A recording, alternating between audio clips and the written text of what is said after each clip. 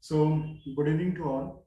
Good evening to respected doctors and myself, Rajesh Khanvilkar. I am into marketing of HBC Life Sciences, and this is a privilege for HBC Life Sciences to be a part of this wonderful scientific discussion. Today's topic for the scientific discussion is diabetes and gut microbiota.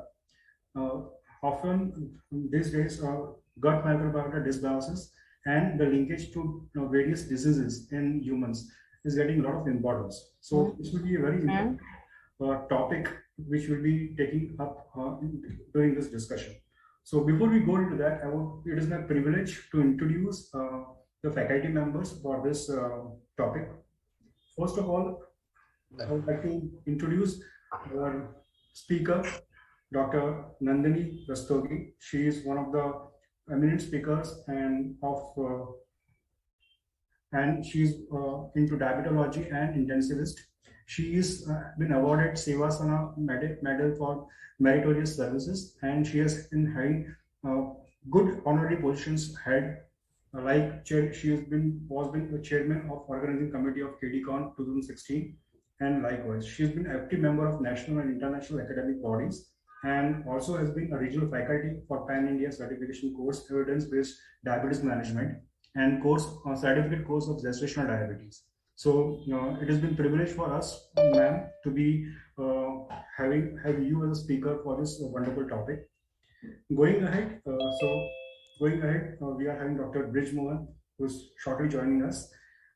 He is an eminent speaker and well-known faculty from Kanpur. Dr. Brij Mohan is a fellow of Diabetes India and having a lot of achievements and is a wonderful career for in diabetology. We do have our one other eminent chairperson, Dr. R.C. Rawat. Dr. R.C. Rawat is a well-known consultant cardiologist from Agra. He is managing director for Rawat Medicare Limited and has been a senior resident and pool officer in cardiology in Ram Manohar Lohia Hospital in New Delhi.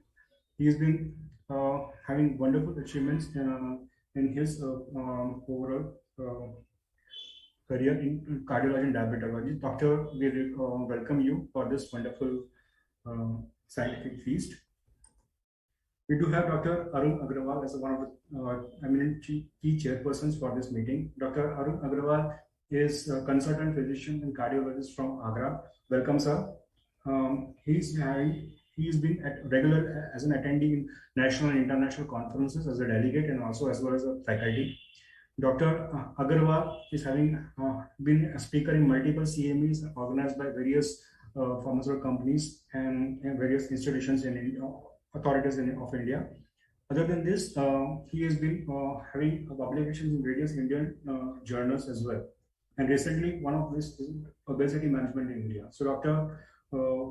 Agarwal, welcome on board for this beautiful scientific feast. Okay. And yes, we do have Dr. Rajkumar Gupta. Dr.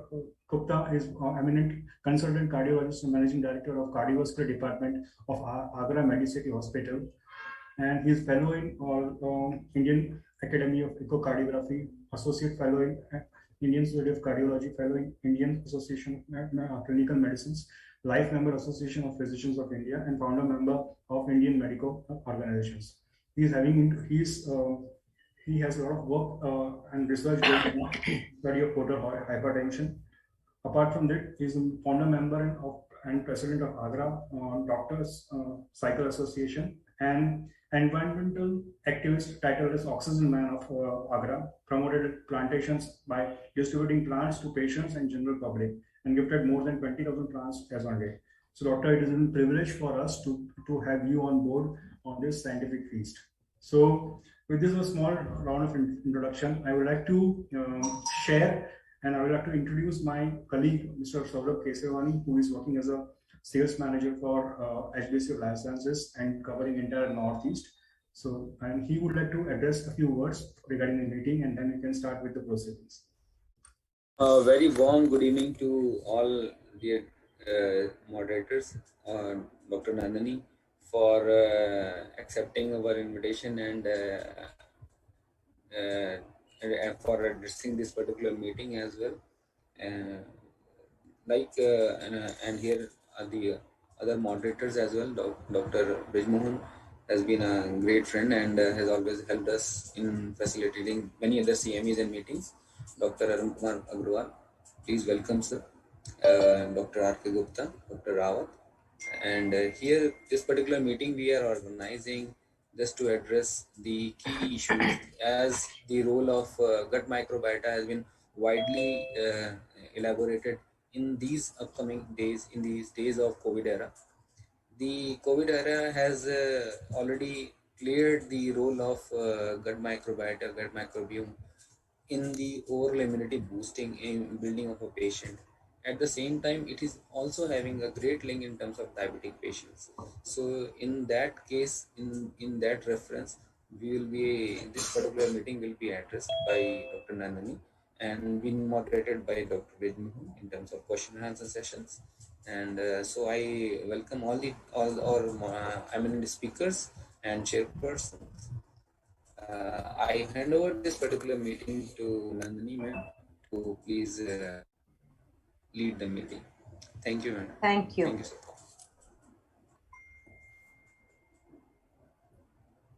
So now you can see my screen. Yes, Yes. you are visible. Yes.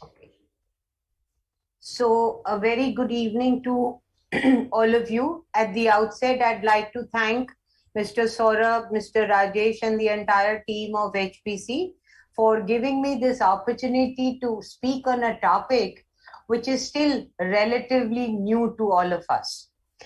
So we all know that the resident microorganisms in the gastrointestinal tract are collectively called as the gut microbiota. And there is a lot of evidence which shows that the composition of the gut microbiota in people with diabetes is different from that which is present in the healthy adults. And the abnormal production and release of the metabolites from the microbiota can result in multiple defects and disease in healthy people. So the modulation of gut microbiota through either dietary intervention or administration of pre or post probiotics or broad spectrum antibiotics or fecal microbiota transplantation could be a potential therapeutic approach for treatment of diabetes. Let us begin with a story. One day, the body parts were fighting with each other as to who is the most important part of the body. The brain said, I am the most important as I control everything. The heart said, I am the most important as my beating control gets the body going. The liver said, I am the most important as I help in metabolism, excretion, detoxification, and so on. Finally, the gut said that I am the most important as I digest, I absorb, I protect, I excrete, I produce hormones, and I reabsorb. So everybody had a good laugh. They said, why is the gut, sorry. So everybody laughed at the gut and said, look at this person. So the gut got down, got angry and shut down. और आपको मालूम है कि आधे हिंदुस्तान की problem है constipation, and that is why the gastroenterologists have such a roaring practice. So within a few days, every other body system agreed that the gut was the most important.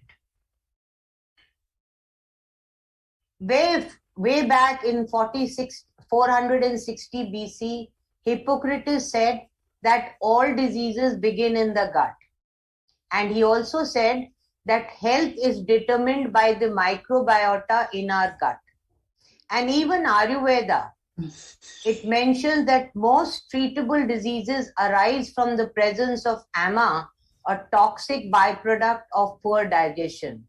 And there are many centers all over the country and in Kerala in particular and Jindal and so on, which practice Ayurveda only by causing cleansing of the gut. It is important to know that 70% of our immune system is located in our gut. The human intestinal tract contains a large variety of microorganisms, of which bacteria are the most dominant and the most diverse. The microbiome is more than 100 times larger than the human genome. And these intestinal microbiota can therefore be viewed as exteriorized organ that contributes to the overall metabolism and plays a role in converting food into nutrients and energy. If you see, each one of us consists of approximately 40 trillion human cells and about 22,000 human genes. And the human gut hosts 100 trillion microbial cells, the microbiota, and 10 million microbial genes, the metagenome, all weighing an average of 1.5 to 2 kgs. The microbiota do not remain same. They have a dynamic equilibrium and they continue to change from infancy to adulthood. Now, there are three major groups which are present, which constitute 95% of the total microbiota. These majority, 60 to 80% of them are firmicutes, which are gram positive. Then 20 to 30% are bacteroides, which are gram negative. And another 5% are the actinobacteria, which are gram positive, which dominate the human gut microbiota. As I said, that the microbiota do not remain in the same state and they continue to diverse and continue to have dynamic change. The composition and the function of the gut microbiota is not constant during human life. Just during and after birth, the newborn baby is colonized by the microbes from the mother and from the environment. In babies who are born by vaginal delivery, they are primarily colonized by the bacteria originating in the mother's vagina and feces. And the babies which are delivered by cesarean sections are dominated by bacteria from the hands that touch the baby. The gut communities are narrow, and due to life events like breastfeeding or formula feeding, the time of introduction to new foods at about 6 months when the oral feeds are introduced, any illness, traveling, or any antibiotic treatment, they all change during the early childhood, resulting in the change of the microbiota. In adulthood, the microbiota becomes stabilized and remains so until the advanced age.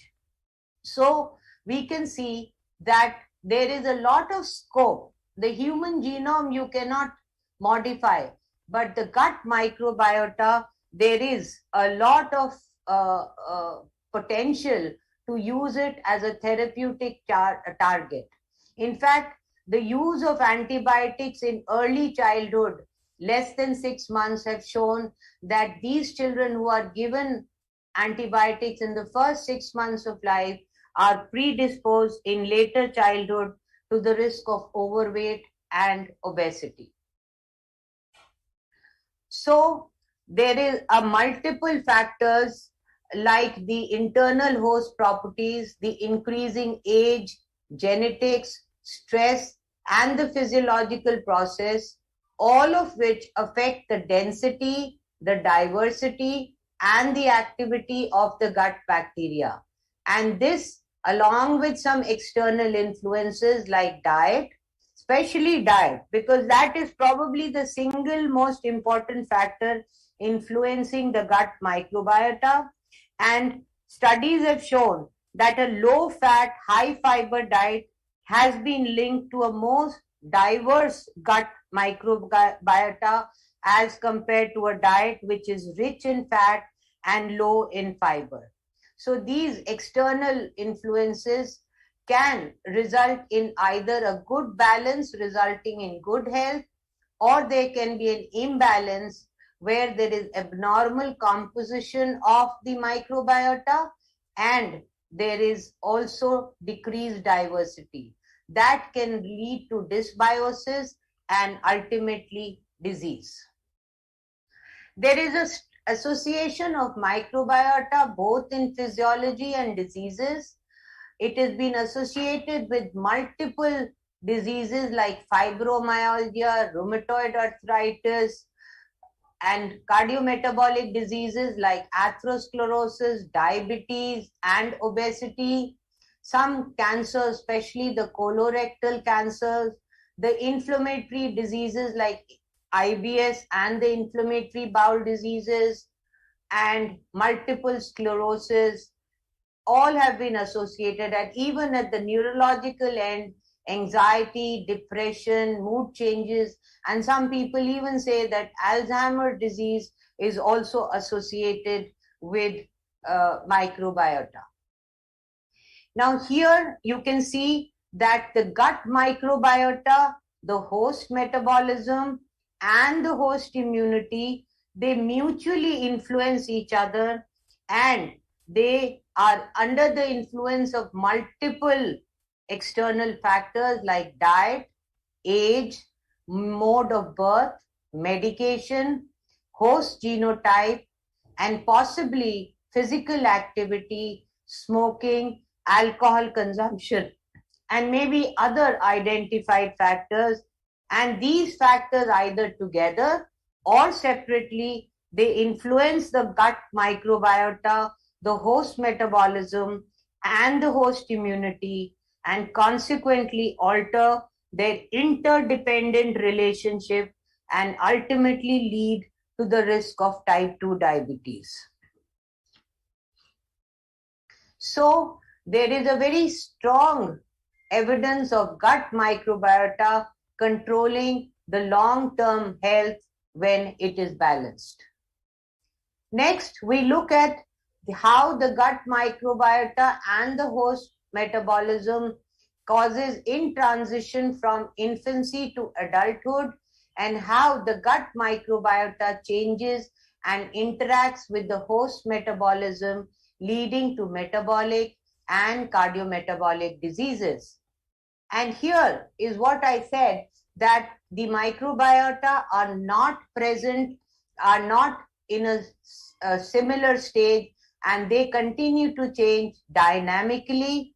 And this changing relationship between the gut microbiota and the human host throughout life offers a series of time windows for therapeutic intervention. During infancy and early childhood, a healthy gut microbiota helps to avoid dysbiosis, and that otherwise can lead to disease in later life.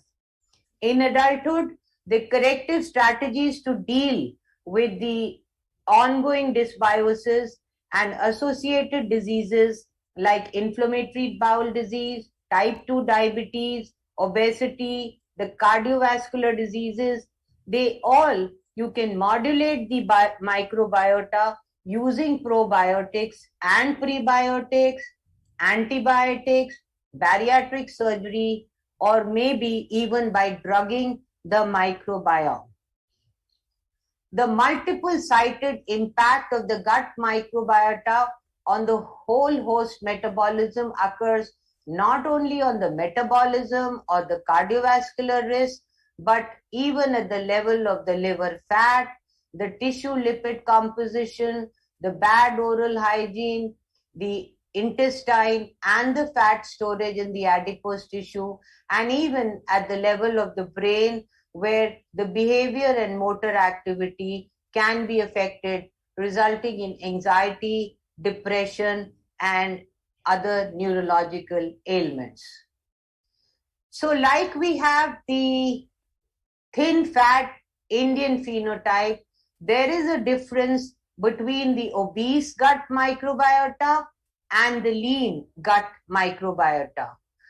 In obesity, there is increase in the activated protein kinase enzymes, which results in decrease in the fatty acid oxidation, which results in decrease in the energy expenditure, excessive lipid storage, as well as increasing the total body fat. Then the lipopolysaccharides, these are present on the outer membranes of the gram-negative bacteria, and they produce endotoxemia, and this metabolic endotoxemia is associated with increased inflammation. The short-chain fatty acids, increase secretion of them results in increase in the lipogenesis. Because of the action of the short-chain fatty acids, the incretin secretion at the level of the enteroendocrine cells, the L cells which are present in the ileum and the large colon, that is decreased. The GLP-1 secretion is decreased, and the amino acid butyrate, which is a short-chain fatty acid, decrease in the secretion of butyrate results in decrease in the energy source. And all these factors are associated with increase in the insulin resistance. On the other hand, the similar factors, when they are reversed in the presence of lean gut microbiota, improve the insulin sensitivity and also improve the reduction in weight and the lipid metabolism and the glucose metabolism.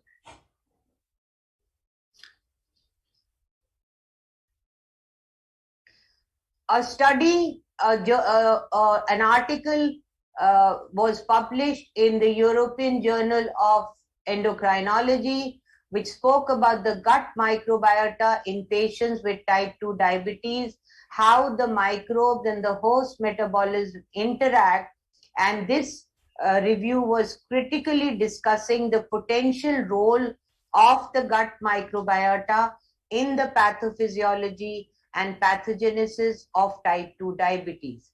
And they said that the microbes can influence the host metabolism through numerous mechanisms, of which there are three main mechanisms. One is the lipopolysaccharides, which originate, as I told you, from the outer membranes of the gram-negative bacteria, and they bind to the toll-like receptor 4 cells, which activate the pro-inflammatory signaling pathways, resulting in low-grade inflammation and decrease in the insulin sensitivity. The second pathway is that of the short-chain fatty acids, where the bacteria in the colon, they ferment the dietary fibers to short-chain fatty acids, and these are mainly butyrate, acetate, and propionate. The acetate and propionate are used as substrate for gluconeogenesis and lipogenesis at the level of the liver, whereas butyrate is an important energy source for colonic mucosa cells. The short-chain fatty acids also bind to these receptors and result in various effects, whereby they increase the secretion of the GLP-1 and the PYY from the enteroendocrine L cells in the large intestine and the ileum. And this together improves the insulin sensitivity and decreases the inflammation. The third important metabolic pathway is that of bile acids. We know that the bile acids are produced by the liver, and they are recirculated by the liver they are recirculated to the liver by the gut. However, the gut bacteria are capable of deconjugating the primary bile acids and thereby hampering their recirculation. the primary deconjugated bile acids are metabolized by the gut bacteria to secondary bile acids, and these secondary bile acids combine to the G protein coupled receptor, the TGR5, which results in increase in the energy expenditure at the level of the muscle and also results in increase in the secretion of GLP-1 from the enteroendocrine L cells, both of which again lead to improved insulin sensitivity. So here you can see how the interplay between the microbes and the host metabolism results in different types of inflammation, either low or increased. Another article which was published in the Circulation Research looked at the changes in composition of the gut microbiota associated with disease, which we call as dysbiosis, and how it has been linked to pathological diseases like atherosclerosis, hypertension, heart failure, chronic kidney disease, obesity, and type 2 diabetes. In addition to alteration in the gut microbiota composition, the metabolic potential of the gut microbiota has been identified as a contributing factor in the development of these diseases. And the possible molecular pathways which are linked to the metabolic, cardiovascular and cardiometabolic diseases. This is a very busy slide. Suffice to say that the interplay of all these molecular pathways results in increase in the insulin resistance, increase in atherosclerosis, and increase in the endothelial dysfunction, predisposing them to cardiovascular and cardiometabolic disease. Next, we come to the gut connection to diabetes in particular. The concept of eubiosis and dysbiosis has not been just a theory now. There are enough evidences proving the role of imbalance in microbiota in both type 2 diabetes and obesity. And here you can see that the gut microbiota in the obese at the level of the neurohumoral transmitters of the brain, they decrease satiety. At the level of the liver, they increase the short chain fatty acids, increase the inflammation, and increase the insulin resistance. At the level of the adipose tissue, again, the inflammation is increased. At the level of the muscle, through the activated protein kinase, they reduce the fatty acid oxidation and thereby increase the inflammation. And at the level of the intestinal epithelium, they increase the permeability of the epithelium and decrease the secretion of PYY and the GLP-1 from the L cells.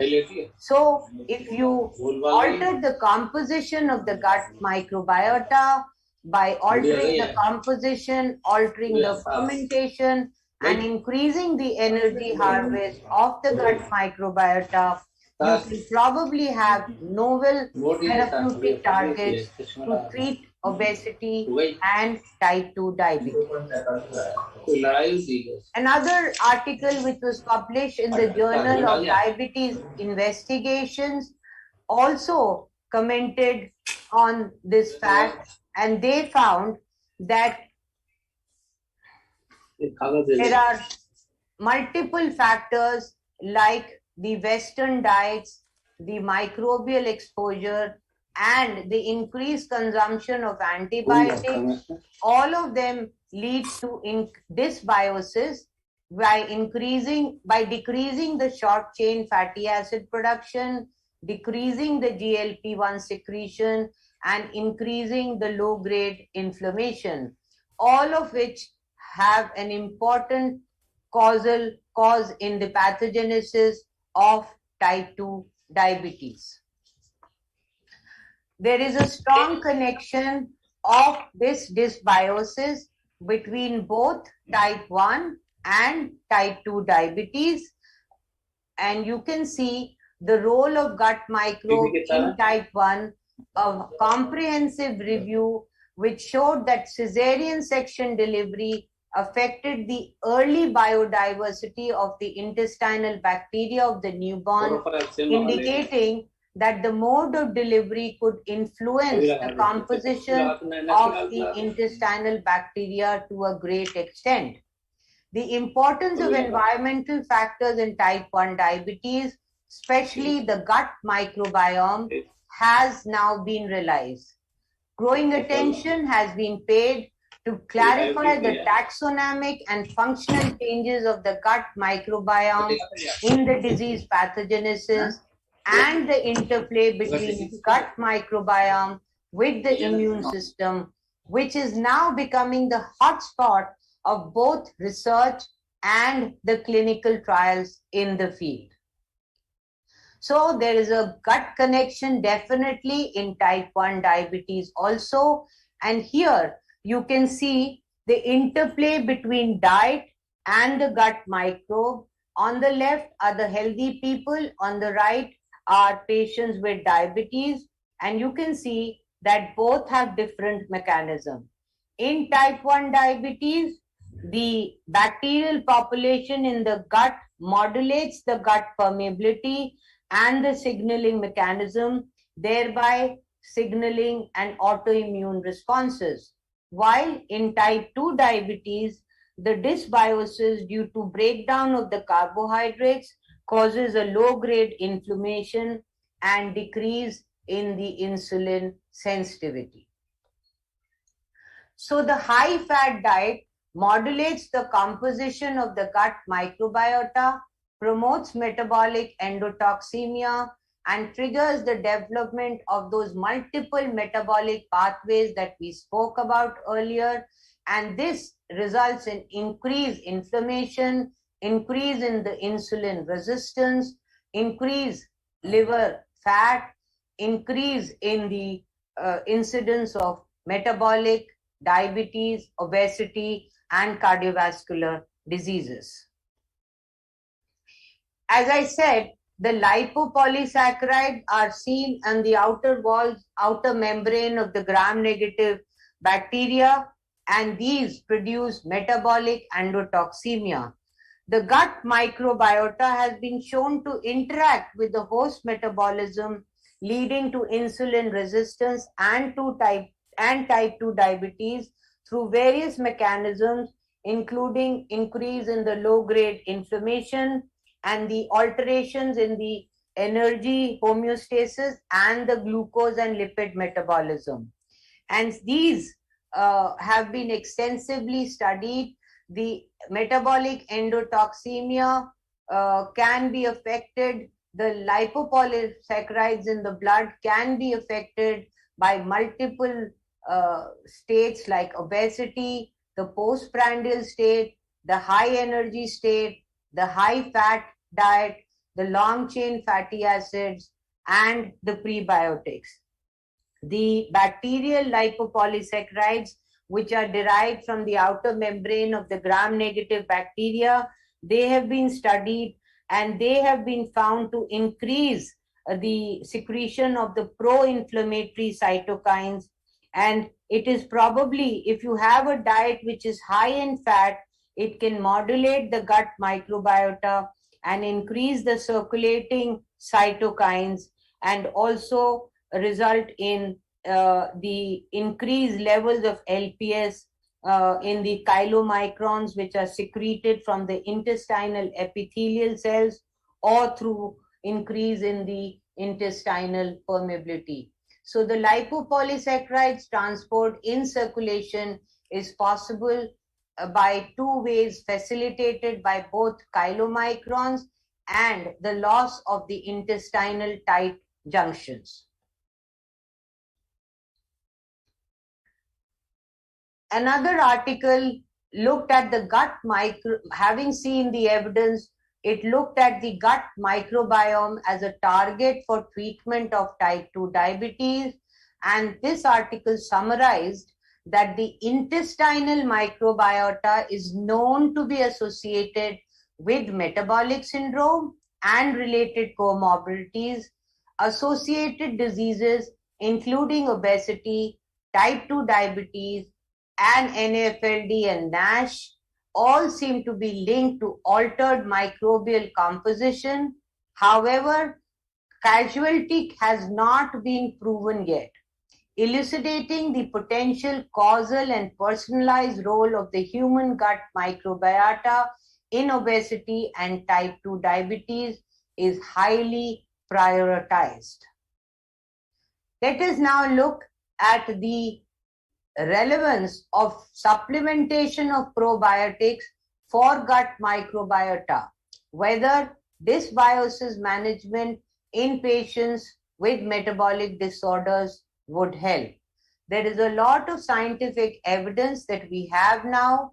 Here is a effects of probiotic on type 2 diabetes, a 15 randomized controlled trials with total of 902 participants, and the conclusion of this meta-analysis indicated that probiotics treatment can reduce HbA1c, reduce fasting blood glucose and insulin resistance levels in type 2 diabetes. Another meta-analysis looked at the effects of probiotic supplementation in type 2 diabetes, a systemic review and meta-analysis of 13 clinical trials, which again concluded that administration of probiotics appears to have a beneficial role in the management of type 2 diabetes. Then there was another meta-analysis looking at the probiotic, whether they have beneficial metabolic effects in patients with type 2 diabetes. And again, meta-analysis of 32 clinical trials included, and this meta-analysis concluded that probiotics could be a supplementary therapeutic approach in type 2 diabetes to improve not only the metabolic control of diabetes, but also to improve dyslipidemia. And then there was an article which looked at the beneficial metabolic effects of giving probiotic via the butyrate-induced GLP-1 hormone secretion, and this summarized that the mechanism of action of probiotics in type 2 diabetes, that the probiotics could modulate the gut flora composition, that is, decrease the firmicutes and increase the bacteroids and the bifidobacteria, and lead to the improve in the metabolic efficacy.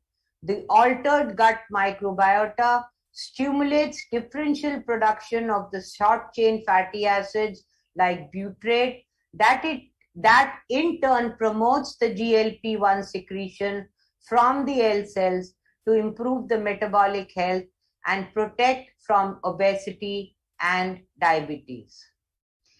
Another article was published in the Annals of Nutrition and Metabolism, looked at the effects of multi-species probiotic supplementation on metabolic profile, on hsCRP and oxidative stress in type 2 diabetic patients. It was a double-blind, placebo-controlled trial of 54 diabetic patients, 8 weeks long study, and the results showed that multi-species probiotic supplementation prevented the rise in fasting plasma glucose, resulted in decrease in the serum hsCRP levels. Another article looking at the health benefits of probiotics, whether the mixtures are more effective than single strain. Again, a meta-analysis of 16 studies which showed that multi-strain probiotics appear to be more effective in the 12 out of 16 studies in different indications like irritable bowel syndrome, diarrhea, atopic disease, immune functions, respiratory tract infection, gut microbiota, H. pylori infection, etc. So there is a very convincing link between diabetes and dysbiosis, and dysbiosis of gut microbiota is increasingly appreciated as a mechanism accounting for metabolic diseases like diabetes.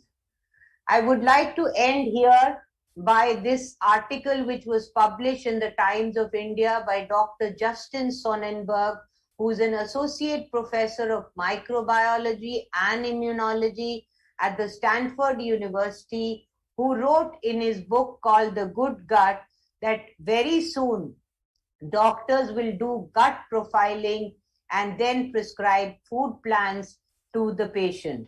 He also said that the complex carbohydrates in the dietary fibers are the primary nutrients that feed our gut microbiota. So if you have a diet which is rich in legumes, whole grains, vegetables, and nuts, that would provide complex carbohydrates to maintain a diverse microbial community that produces metabolites such as the short chain fatty acids. And these metabolites are known to control the immune system and the metabolism, the lipid and the glucose metabolism in many beneficial ways. Also, he said that if you do not eat sufficient fiber, the gut microbiota is starved and it begins to eat the mucus lining of your gut, and that can result in increase in the inflammation. So we should pack our diets with plant-based fiber-rich foods and fermented food and focus on healthy plant fats and keep the sugars to normal. Also, in future, the gut microbes will play a significant role in the coming era of precision health and personalized medicine. And in not so distant future, patients will be asked to get their gut microbiome profile done as part of the health checkup, and then they might receive a therapeutic or a food recommendation to keep their health in check. So the gut microbiome has a vast potential, but it is still very complex microbial ecosystem. We need to learn much more about it. The dynamic and the unique, it is dynamic and unique in each of us individually. And the challenge is to harness this potential. That is significant challenge. But if we do so, we are going to get big gains. Thank you. With that, I hand over to Dr. Bridgmore.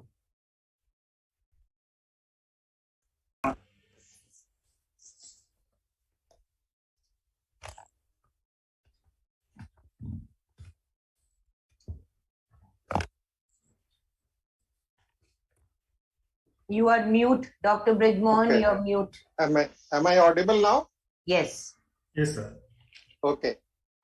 So very nice and elaborate presentation on gut microbiota just now we heard.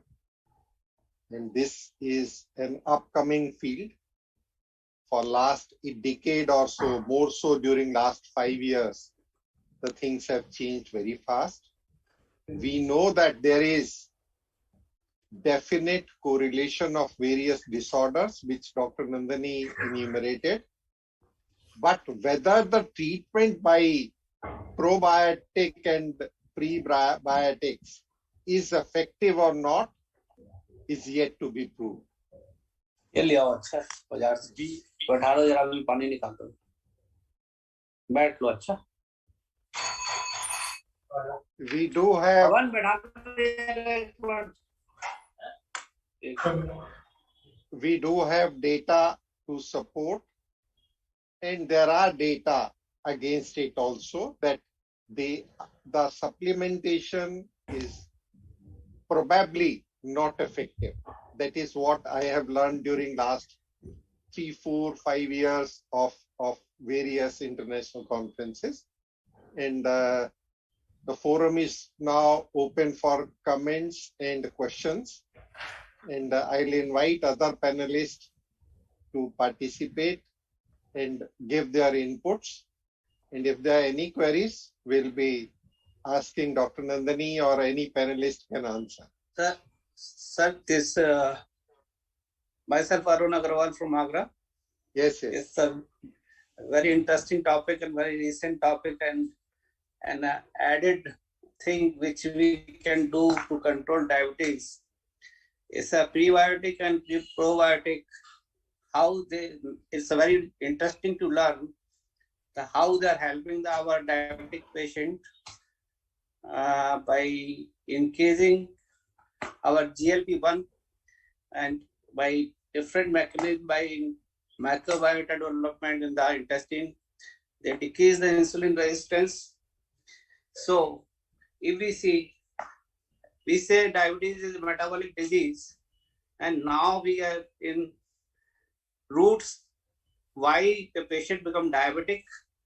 If we keep our habits normal, we take a vegetable diet, we take enough yogurt or microbiota, we people are very, we should say, everything we want pure. We drink RO water, we avoid all the things. And you see, these microbiota, they are basically comes from soil.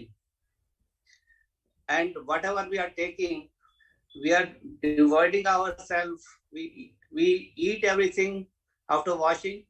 Latestly, veggie wash is there, and we hardly take any water. And I feel better is go to our olden days. We pick up a mooli, eat it right on the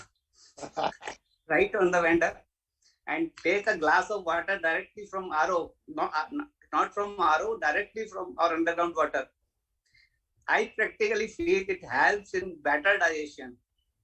So by prohibiting ourselves to keeping this microbiota from the environment, to be over zealous about this hygienicity, we are doing harm to ourselves and inviting so many diseases. And as such, you see, the main take-home message in this lecture, which I understood, is microbiota is decreasing the degradation of GLP-1. Second thing, they are giving us insulin resistance. They are inhibiting insulin resistance in our body by different mechanisms. So whether we should make a consensus that we should switch over from RO water, at least we should mix this underground water with RO water. That's my opinion. Any other comments from speaker? Yes, if you allow me, Dr. Bijmohan and Yes. Good evening, sir. First of all, I would like to congratulate HPC, Mr. Saurabh and Mr. Rajesh, who have given Dr. Nandini Rastogi to speak upon such a wonderful topic as diabetes and gut microbiota. Thank you. She has given a wonderful presentation, very comprehensive presentation, and in a very lucid manner.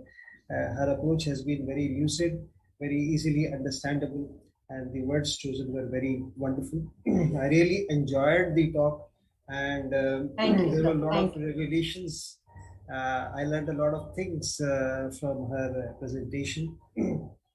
Definitely, when there is a fight between different organs in the body, as she said in the start of her lecture, there is a fight between the heart, between the mind, between the brain, the liver, kidney, and then the gut comes up and she says, so that is a fact.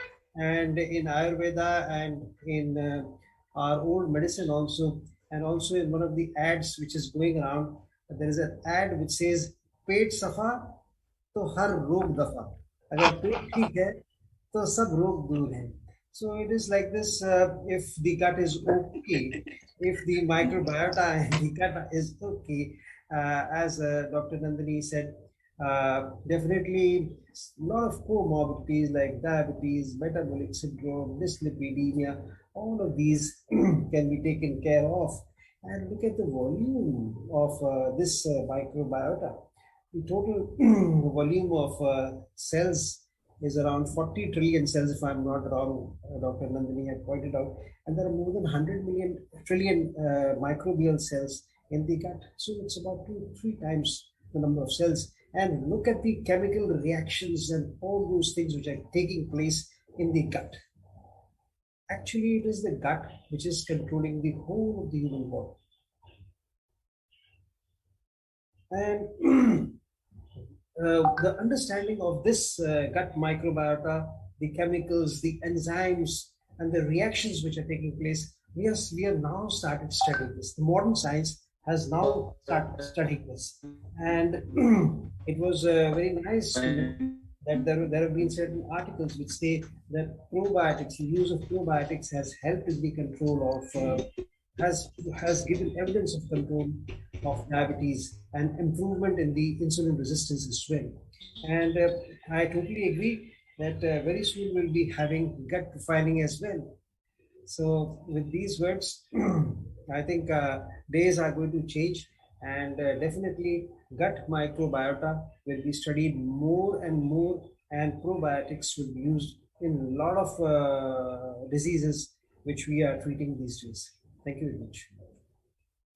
So when I was reading through these slides and when I went through this entire thing, there were certain questions which came to my mind.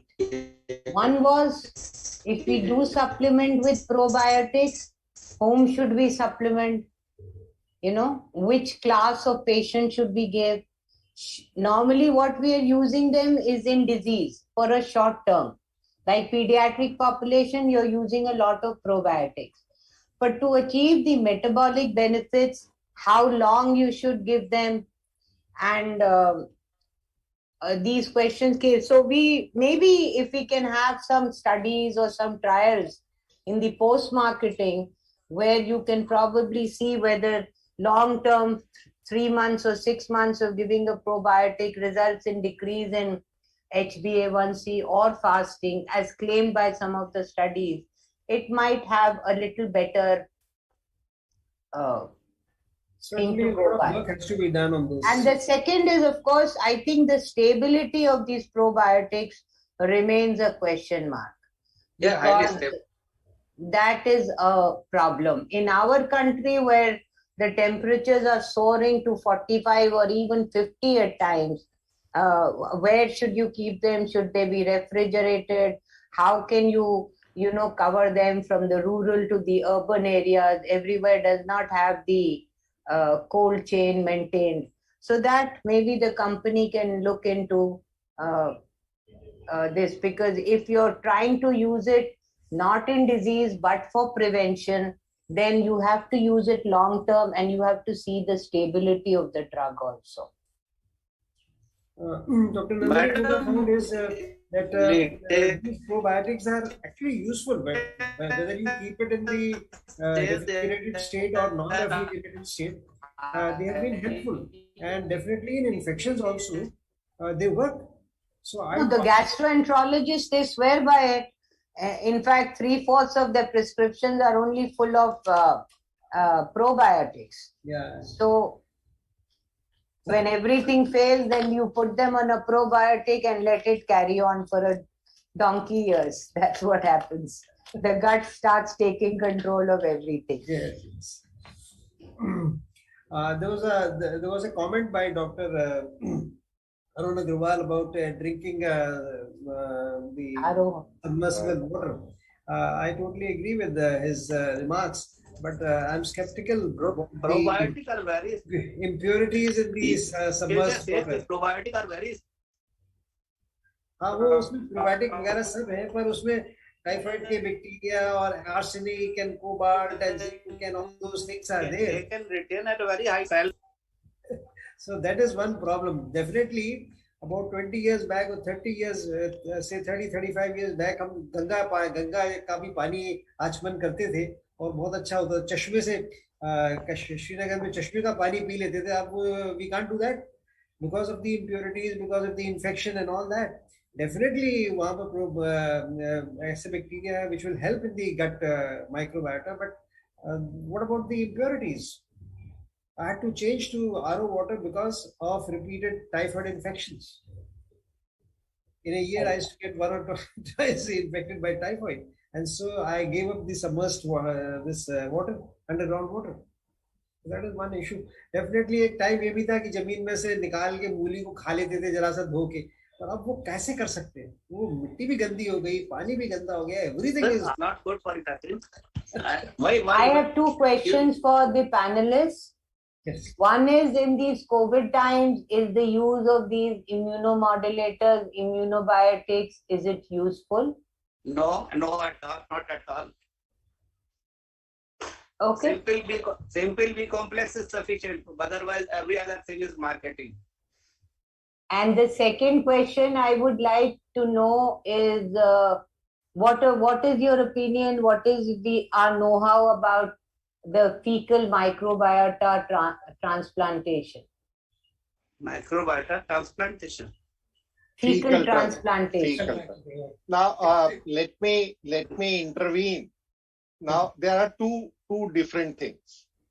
What we have understood, that one is role of microbiota in pathogenesis or various pathological process, and second is supplementing them and getting rid of at least some of those diseases.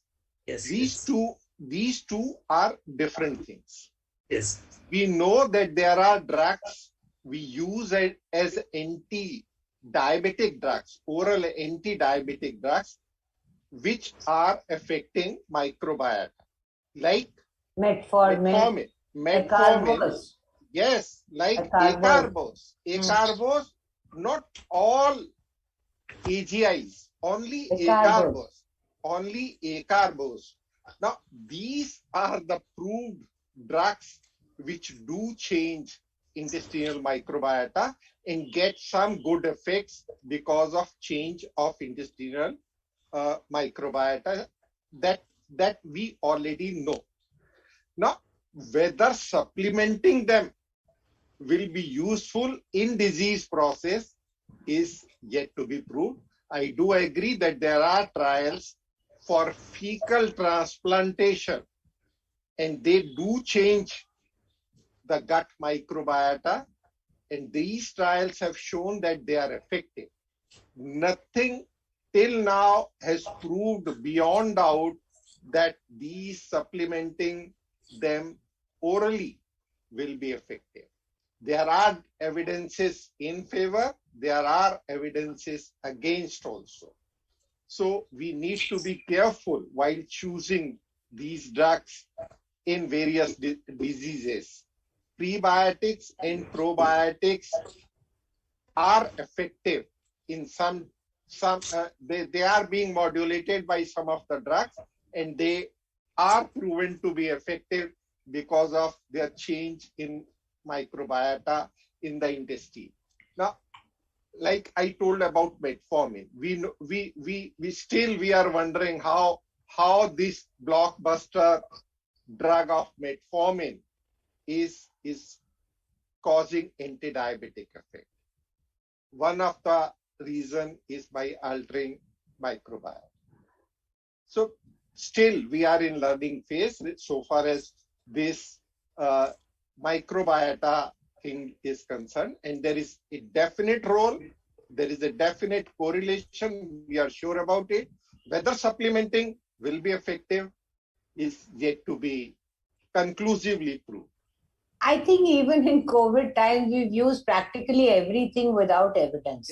Yes. So maybe using something which is not harmful, at least. It's 7 o'clock. Something you have to think about. Yes, agreed. Sir, there is some questions coming up from the delegate from the delegates. Can I take your permission? Yes. Go ahead. Sir, one question has come from Dr. Sharma, Alkai Sharma from Kanpur. She has a question on how often should diabetics should take the probiotics. is beneficial or Billion. how long it should? Billion dollar question. So I think there is again no concrete evidence, but the studies have shown that to improve the insulin resistance, you should give them at least for 12 weeks to 6 months. That we established that to bring down the fasting, the insulin resistance, that HbA1c, at least 12 weeks to 6 months should be given.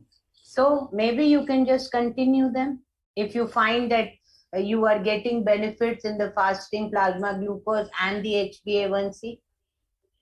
Although there is no scientific evidence, we have trials which have been done for 12 weeks and 6 months, which show improvement in the glycemia parameters, but there is no authentic basis as of now, no guidelines really to say.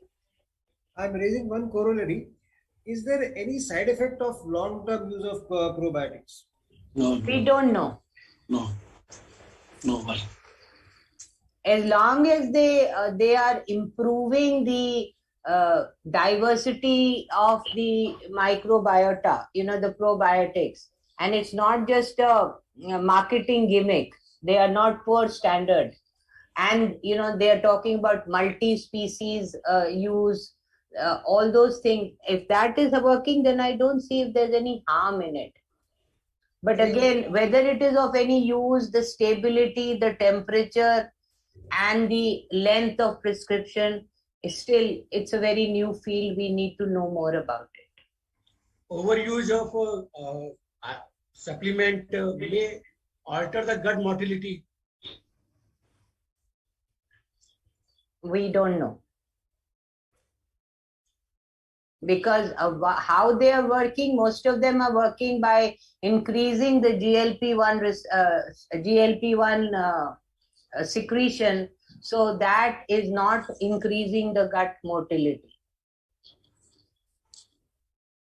It is basically the presence of short chain fatty acids. Butyrate is one molecule that probably is the most important studied molecule of the intestine. If you talk of chemical structures, production of butyrate is going to be beneficial. As of now, we know about that, and definitely those who are lacking it can be given fecal transplantation, and that is effective. There are studies to prove that fecal transplant is going to be effective. Sir, there is one more question coming up. This question has come from Dr. Chaudhary from Fatehpur, and it's an interesting question. It says that if gut microbiota dysbiosis or the overall management is concerned, should it be start from the type 2 diabetic patients right from the start of the diagnosis, or when the type 2 diabetic patients develop some microvascular complications, we should start diagnosing them? I think it should be started even in the pre-diabetic state, because that is where it is useful. We have seen in the diabetes control study, protective study, DPP, that metformin versus lifestyle, very effective in the pre-diabetic. So if you start giving them there, then probably you can reap the benefits. Of course, it will be a longer duration, but you could, that would also include lifestyle modification along with the probiotics, like a diet which is rich in fiber, low in fats and carbohydrates, and low in calorie. Yes. There are studies that these, like curd, like mattha, they are effective. There are studies done in US that they are effective. Because of the fermented. Yes, fermented. They are effective because in health, they improve the health. But in disease process, it is yet to be proved that they do have some role. I agree with Dr. Nandini that they are more effective in early stage of disease than in late. So Dr. V.K. Chaudhary, answer to your question is use in pre-diabetic stage, and definitely there is hardly any role during once the patient has got complications like micro or macrovascular complications. Sir, there's one more question we can take before we can. It has come from Dr. Mangalani from Kanpur, Dr. P.K. Mangalani. He suggests regarding, do you suggest the use of probiotics at regular intervals for normal elderly persons? And if yes, what should be the dose and how long? Dr. Nandini.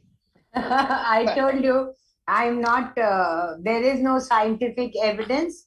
But if you have a patient who has increased cardiovascular risk and metabolic risk factors, then maybe you can give him probiotics and see, because studies have shown that it improves not only the glycemia, it also improves the dyslipidemia.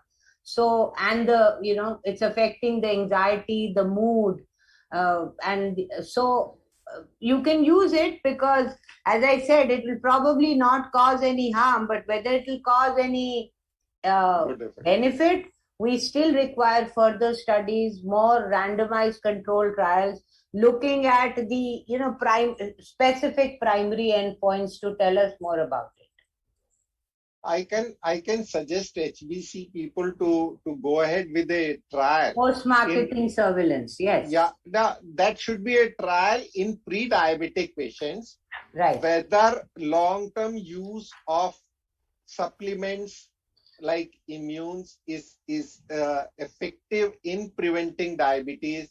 A randomized control trial in pre-diabetic patients. And the duration should be at least 6 months to 1 year. Yes. And they should look at the lipid profile, the glycemic parameters, the weight, and the overall. Yes. That probably, and I remember Mr. Rajesh was there when this was being done. The symposia was being done by HBC, and Dr. Banshi Sabu was there to chair the session, and the similar proposal was set. I'm not sure whether they are going ahead with it, but it is going to prove that Indian patients. It would be a game changer, because if you got the beneficial effects, then you can say you have these trials which we've shown in our lecture.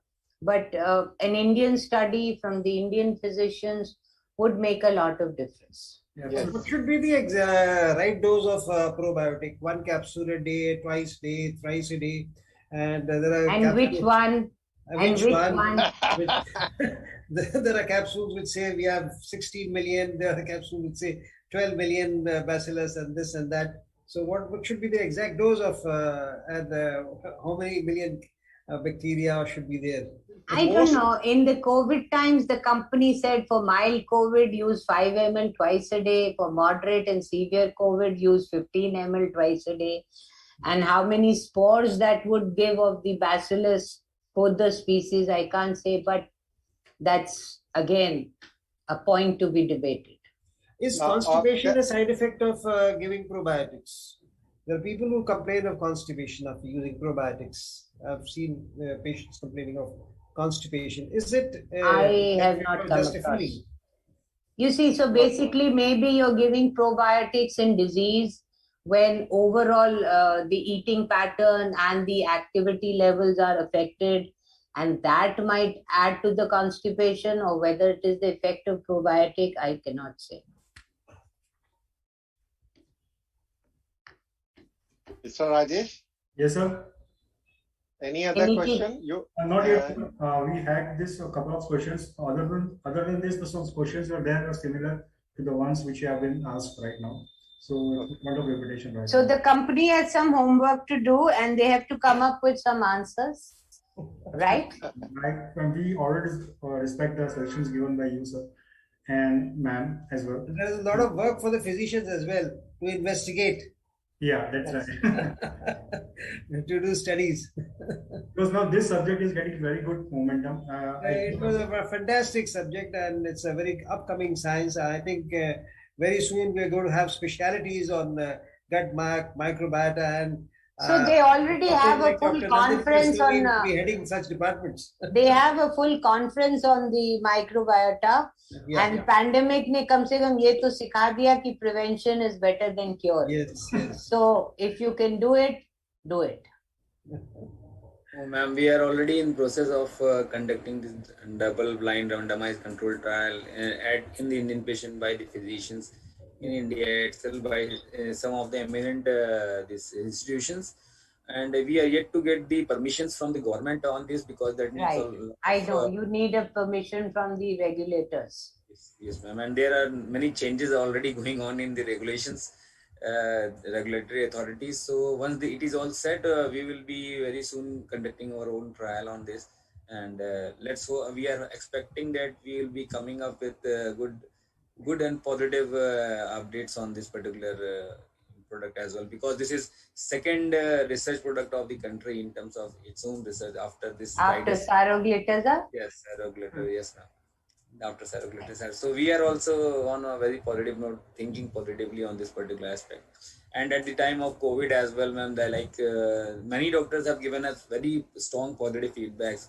As in terms of, I do not know about the what are the exact numbers, but the unit-wise sales of this particular product has gone from 50,000 units to 5 lakh units in just 2 months because of this particular effect it has given to the patient. So COVID ने किसी का तो फायदा किया है. Otherwise, you know.